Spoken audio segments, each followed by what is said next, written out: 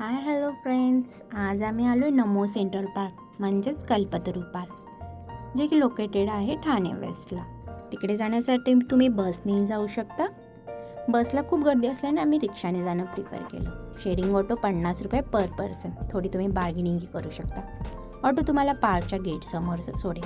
तिथेच ticket counter आहे. 20 रुपये पर पर्सन तिकीट.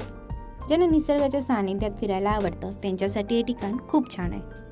सिनियर सिटीजनला पार्कच्या सोडण्यासाठी ऑटो आहे, जी की फ्री ऑफ कॉस्ट आहे. आम्ही मात्र फोटोसाठी ऑटोचा पुरेपूर वापर केला. त्यानंतर आतमध्ये गेलो असता लहान मुलांसाठी ब्रिज घसरगुंडी आहे, जिथे अलाउड नसतानाही आम्हाला मात्र फोटो काढण्याचा मोह आवरला नसल्याने आम्ही फोटो काढले.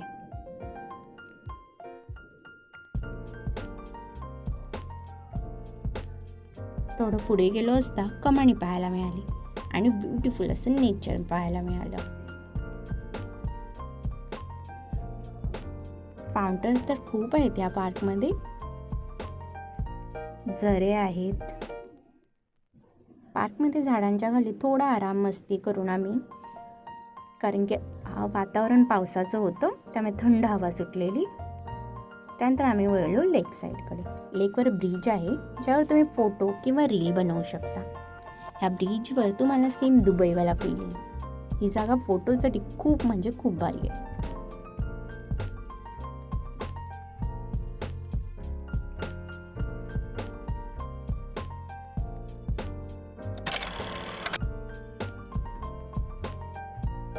हे काही जागांचे फोटो आहेत की जिथे खूप मस्त असे फोटोज क्लिक करू शकता तुम्ही.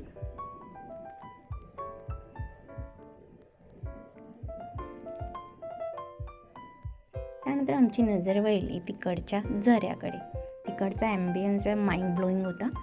तिकडचा आनंद घेणार तेवढ्यात पाऊस सुरू झाला आणि आम्हाला डबल आनंद घेता आला. पावसात ते ठिकाण अजूनच भारी वाटत होतं.